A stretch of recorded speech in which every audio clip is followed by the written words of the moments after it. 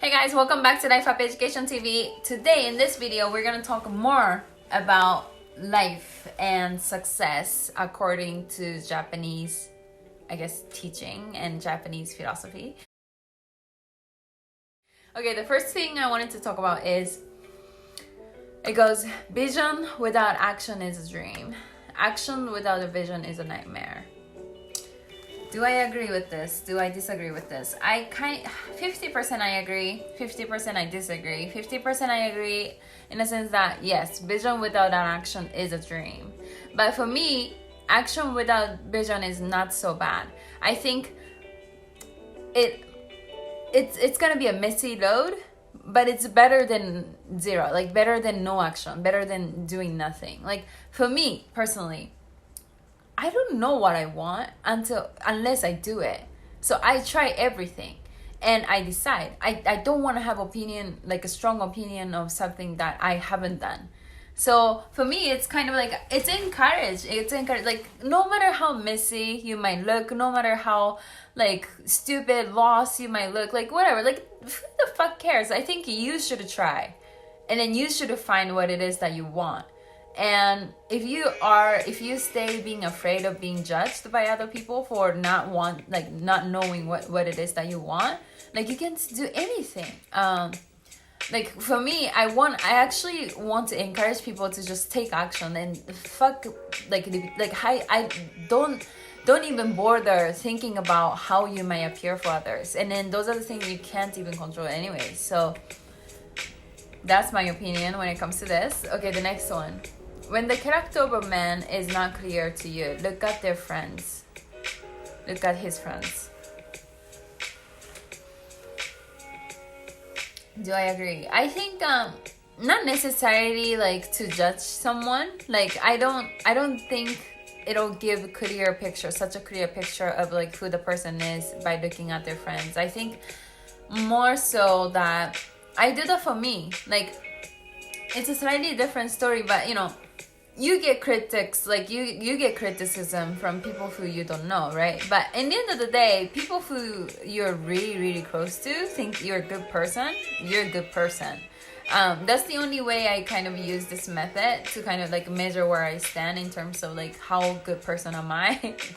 But I don't know, like I don't try to judge someone based on the friends, unless they're like crazy bad. Like I think it's okay, like it's a free, whoever you want to have as friends, like I don't got no business with that.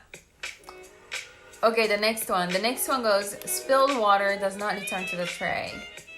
So this is kind of similar to the first one we already addressed, and this is pretty like protective approach, right? And for me, if anything, I actually encourage spill the fucking water. Like I actually encourage people, like if you needed to spill everything, like spill everything you have, like if you needed to.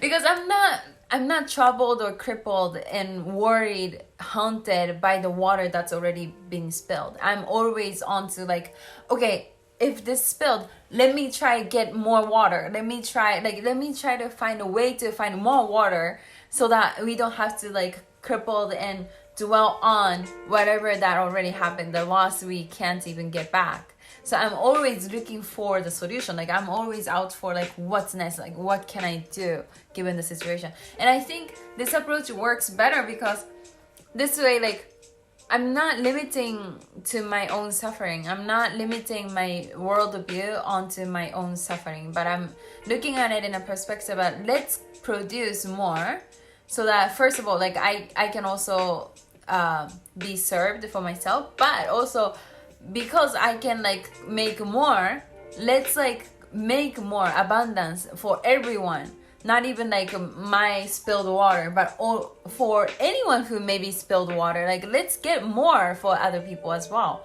if they need to. So that's kind of my general, like more less protective, more aggressive approach. Okay, the next one I wanted to talk about is, should you be generalist or specialist? And I have like a mixed opinion of this, but in general, I think it should be specialist. And I have seen many other people speaking being specialist is better. And then my reason for this is like, don't care about what you're not good at. Like, you're not gonna be good at it. So care, like, you know, double, triple down on your strengths. So that's kind of like what I believe now. But at the same time, like, I saw Tim Ferriss talking about this very specific topic on his YouTube. His saying was pretty practical. He was saying like, you should be specialist. Oh wait, sorry. You should be generalist in specialized things.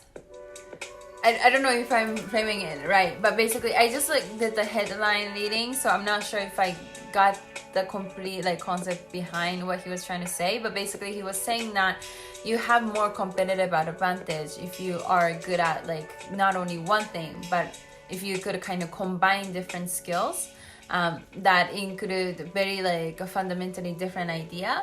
But then if you are like, if you that align with your character, like let's say like you're engineer but you're also public speaker, like those are two very different skills. But if you can have both skills, you actually have a more edge and competitive advantage for compared to those who only have one of the skills. Anyway, so this was the end of the video. Let me know what you thought, and I will see you guys in the next video.